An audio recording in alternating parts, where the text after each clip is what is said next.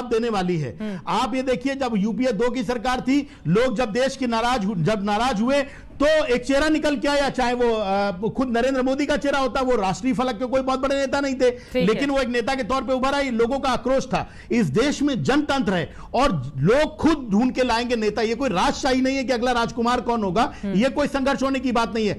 जनता ने तय कर लिया है। बार बार धोखाधड़ी, चाहे राफेल के नाम पे हो, चाहे कोरोना के नाम पे हो, लेकिन जब आप लोगों के बीच जाएंगे तो आपसे सवाल पूछा जाएगा कि आपका चेहरा कौन होगा, और उस समय फिर विपक्ष की ओर से चेहरा किसको रिप्रेजेंट किया जा रहा है कि ममता बनर्जी की ये सारी कोशिश और कवायद उसी लिए है। इस सवाल का जवाब मैं टीएमसी की प्रवक्ता से लूंगी, लेकिन सबसे पहले प्रमोद जी, अब तक मेरी आवाज नहीं पहुंच रही थी। सोनिया गांधी से मुलाकात की तस्वीरें सामने आ गई हैं, प्लीज उसको दिखाइए। इस मुलाकात के संकेत और संदेश क्या समझे जाएं? क्या आपस में मेल मिलाप करके 2024 के लिए अभी से एजेंडा तय किया जाना है, या फिर क्या संकेत है इन तस्वीरों के? देखिए चित्रा जी, देश जो है और देश की राजनीति करवट ले रही है और देश के अंदर इतनी समस्याएं हैं।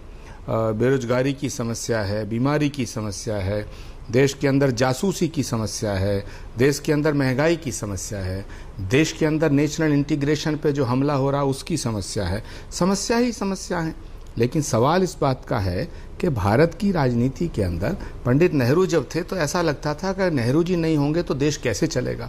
पंडित नेहरू जी के जाने के बाद भी देश चला, इंदिरा जी के जाने के बाद भी देश चला। अब ये जो बार बार आपका सवाल है कि साहब मोदी जी या सरकार या बीजेपी की तरफ से एक सवाल उठता है, साहब नरेंद्र मोदी जी के सामने कौन? जब कभी आवश्यकता होती है वो आविष्कार की जननी है, ये एक सूत्र है। तो मैं ऐसा मानता हूं कि देश की राजनीति अब नरेंद्र मोदी जी का विकल्प खोज रही है और उनका विकल्प देश खोज रहा है और देश को खोजना पड़ेगा। उसी सिलसिले में अगर मान लीजिएगा बीजेपी के विरोधी नेता ममता बनर्जी का मिशन 2024 जारी है और सोनिया से मुलाकात के दौरान राहुल गांधी की भी मौजूदगी है। अब सवाल यही है कि राहुल गांधी या फिर ममता बनर्जी, नेतृत्व के लिए चेहरा किसका आगे होगा? प्रमोद जी। देखिए, कांग्रेस पार्टी सबसे बड़ी पार्टी है। भाजपा का अगर राष्ट्रीय स्तर पे कोई विकल्प है तो वो कांग्रेस है। ये अलग बात है कि क्षेत्रीय दलों ने बीजेपी को शिकस्त दी है। उत्तर प्रदेश में कई बार बीजेपी को शिकस्त दी गई है। वेस्ट बंगाल के अंदर पूरी ताकत, देश की जितनी भी भाजपा की ताकत है, पूरे देश की भाजपा ताकत लगा करके ममता बनर्जी को हराने में लगी। ममता बनर्जी इस जीत के बाद एक बहुत ही ताकतवर नेता के रूप में उभरी है और कांग्रेस पार्टी का हम परिवार के सदस्य हैं। ममता जी भी कांग्रेस पार्टी से ही तृणमूल कांग्रेस का जन्म हुआ। शरद पवार जी की पार्टी का जन्म भी कांग्रेस से अलग होकर हुआ और जगन रेड्डी की भी कांग्रेस बनी, तो वो भी कांग्रेस पार्टी के परिवार के सदस्य के रूप में है। आज ममता जी आई हैं, वो अपने परिवार के लोगों से मिल रही है, उसका स्वागत है। कोई ना कोई रास्ता हम लोग निकालेंगे। जहां तक चेहरे का सवाल है चित्रा जी, तो चेहरा तो अभी टाइम है, चेहरा डिसाइड कर लेंगे हम लोग।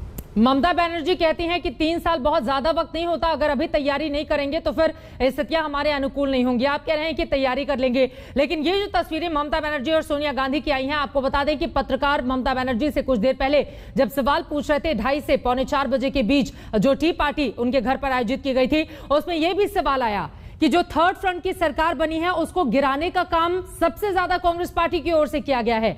ऐसे में कांग्रेस के ऊपर कितना भरोसा ममता बनर्जी कर सकती हैं?